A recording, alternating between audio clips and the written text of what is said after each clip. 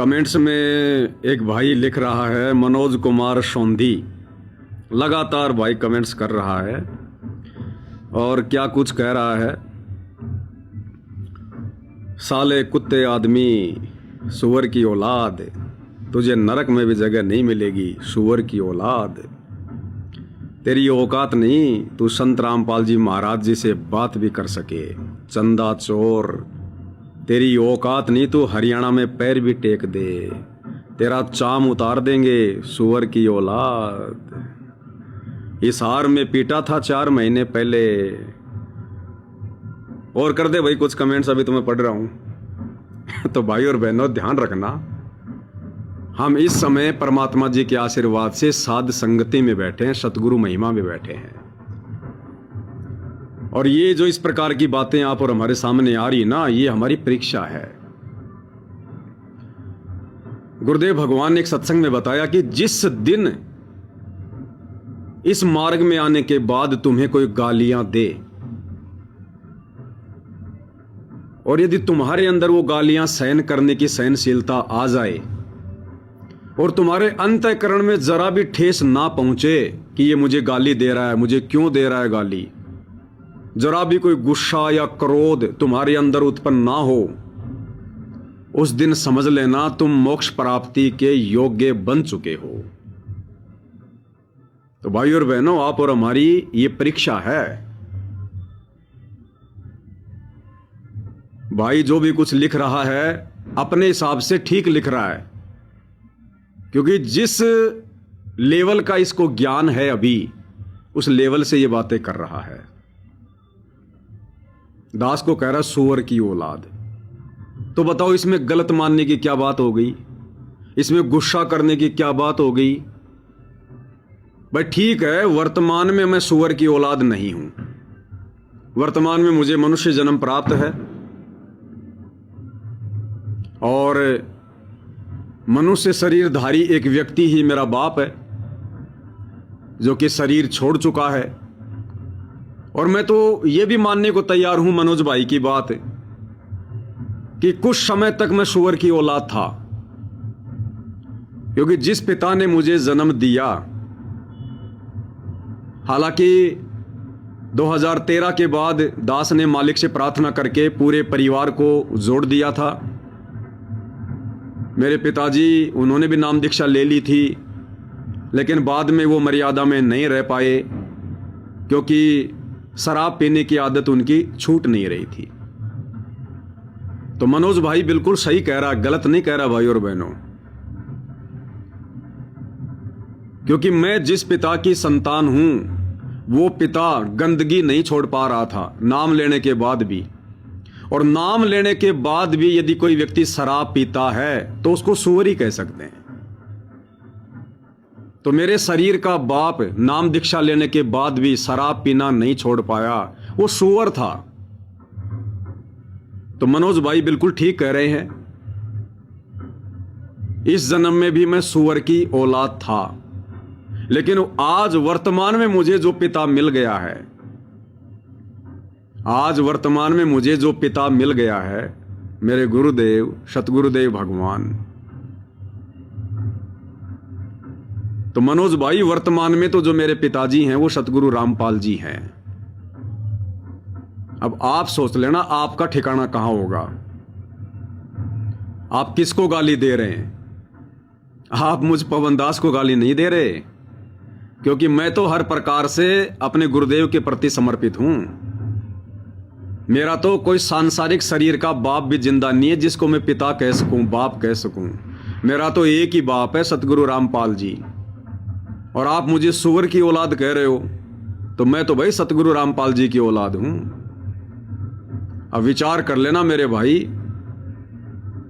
अगर अपने शब्द आपने वापस नहीं लिए, गुरुदेव भगवान से माफी नहीं मांगी, तो आपका क्या होगा। और वैसे भी भाई और बहनों, हमने शब्दों को हजम करना है। अरे कौन सी बड़ी बात है, हम इन गालियों के हकदार हैं। और इस प्रकार की गालियां जितना ज्यादा भगत को निकाली जाए, भगत के लिए उतना ही अच्छा है। अरे कितनी लक चौरासियां भोगी है मैंने, कितनी बार मैंने सूअर के जन्म प्राप्त किए हैं, सूअरी के गर्भ से मैंने जन्म लिया है, सूअर मेरा बाप था, मेरा पिता था। तो इसमें नाराज होने की तो कोई बात ही नहीं है, क्योंकि मैं असंख्यों बार सूअर के जन्म प्राप्त कर चुका हूं, मैं सूअर की औलाद रह चुका हूं। और इस मनुष्य जन्म में मैंने भी कभी कभार शराब पी है, बीड़ी सिगरेट पी है, कभी कभार एक आध बार मैंने मांस भी खा लिया था नाम दीक्षा लेने से पहले। तो ये काम तो सूअर ही करता है। तो मैं खुद भी इस मनुष्य जन्म में दीक्षा लेने से पहले सूअर था, कौवा था। और असली वाला सूअर तो ना जाने मैं कितनी बार लक 84 में रह चुका हूं। और मेरा बाप जिसने उपदेश लेने के बाद भी बुराई नहीं छोड़ी, तो वो भी सूअर ही था। तो मनोज भाई जो कह रहा है बिल्कुल सही कह रहा है, गलत नहीं कह रहा है। इस दुनिया की हर गाली आप और हमारे ऊपर लागू होती है, क्योंकि अभी हम सजा भोग रहे हैं, अभी हम शतलोक गए नहीं हैं। गुरुदेव कहते हैं पाकी फसल देख कर गरबैये मत किसान, अभी तो झोला बहुत है घर आले तब जान। हाँ, जब हम शतलोक चले जाएंगे उसके बाद ये गालियां फिर हमारे लिए नहीं होंगी। अभी भले हम सतगुरु रामपाल जी की शरण में आ गए, मोक्ष मार्ग पर आगे बढ़ने का प्रयास कर रहे हैं, एक भगत बनने का प्रयास कर रहे हैं, लेकिन अभी हम जेल में हैं। यहां की सजा हमारे ऊपर लागू है। सावधानी हटी, कोई भी दुर्घटना घटी। तो मनोज भाई जो कह रहा है, नो डाउट हम इनके शब्दों का सत्कार करते हैं, सम्मान करते हैं, स्वागत करते हैं। परमात्मा दया करे, इसी प्रकार से मेरे पाप कर्मों को हल्का करवाता रहे। क्योंकि गुरुदेव भगवान कहते हैं, मैंने आपको कल भी बताया था कि निंदक मेरा ना मरो, बसो ना मुझसे दूर, गांव गोरवे की गंदगी साफ करत हैं सूर। और निंदक नीरे राखिए आंगन कुटी छवाए, बिन पानी बिन साबुन के निर्मल करे स्वभाव।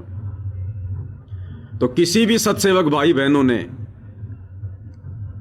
हमारे ही गुरु भाई बहन जो सतलोक आश्रमों से जुड़े हैं, या हमारे ही भाई बहन जो अभी नाम उपदेशी नहीं है, अगर वो किसी भी बात से दुखी होकर जाने अनजाने में हमारी किसी गलती के कारण या अपनी किसी नादानी के कारण अगर हमें प्रत्यक्ष में भी गालियां देते हैं, मार पिटाई करते हैं, या सोशल मीडिया पर हमें कमेंट्स में गालियां देते हैं, गंदा बोलते हैं, हम भाई बहनों ने प्रति उत्तर में उसका जवाब उसी भाषा में नहीं देना है।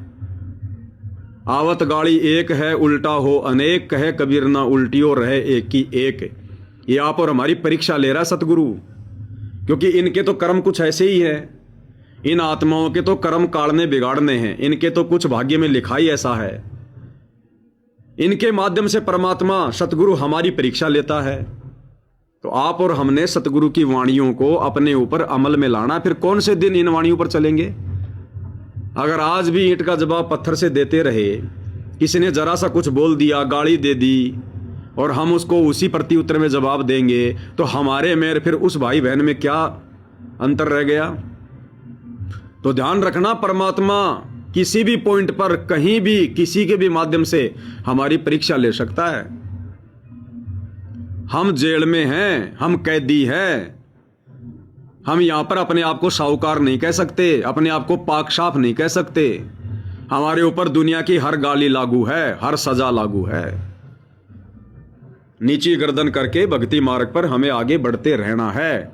इन बातों पर हमने ध्यान नहीं देना है।